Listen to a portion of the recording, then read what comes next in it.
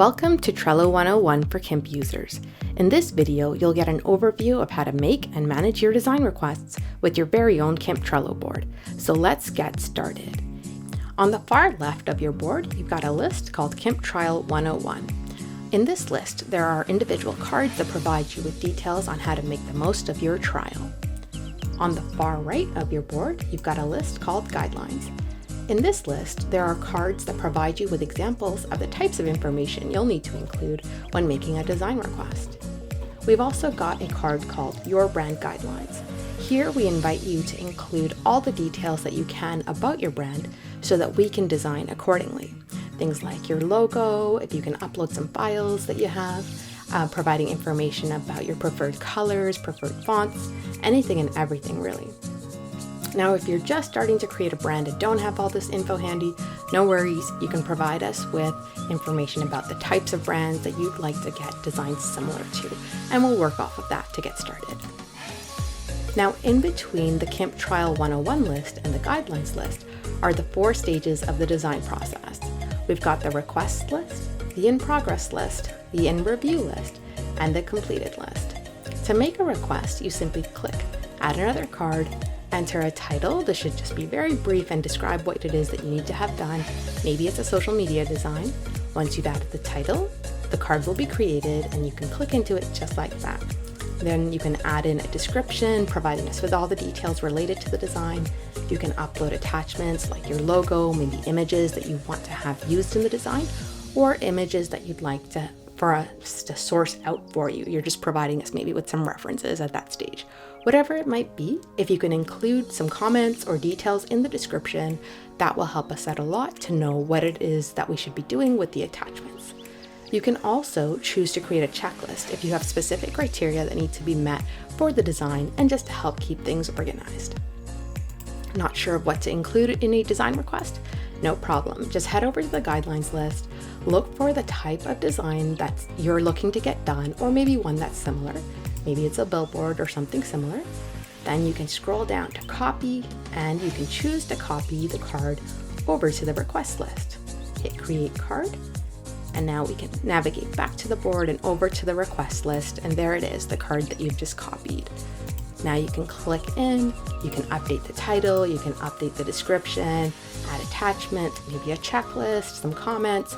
As much information as you can provide us with, we would appreciate. Now, once you've added in all the details for your design requests and uploaded a few, you can order your requests in the sequence that you'd like to have them completed.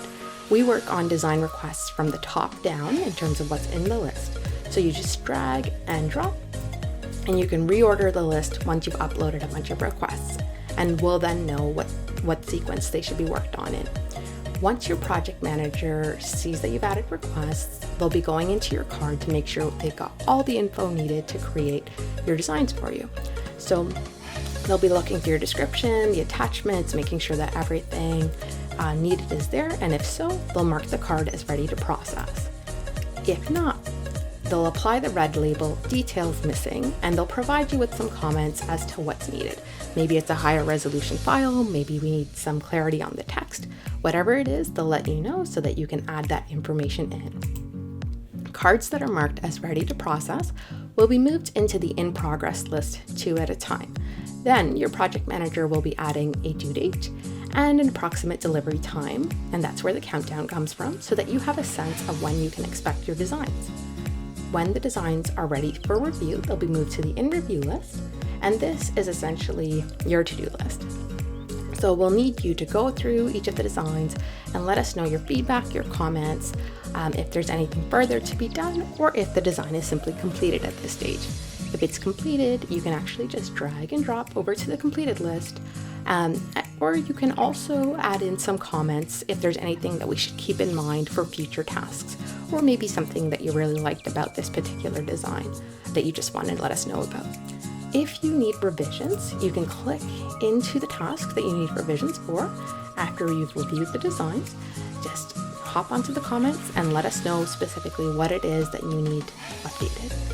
Once that's done, you can just drag and drop the card over. At this stage, we do ask that you try to move the card over to the top of the list. This way we can work through your revisions quickly and then hop back right into the sequence of working on the tasks that are ready to process. So there you have it. That's our design workflow in Trello. Now, keeping up with your workflow and knowing what's going on is really easy when you're logged in. But what about when you're not? Well, you just have to go over to the notifications icon here in the right corner, and you can choose how often you get emails about activity on your board, instantly, periodically, maybe never if you don't want to be receiving so many emails.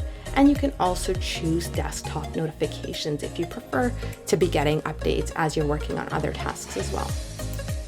So that's your overview of Trello for Kimp users. If you have any questions at all, just hop on the live chat at kimp.io. And apart from that, you're ready to go. You can go bananas with your design requests.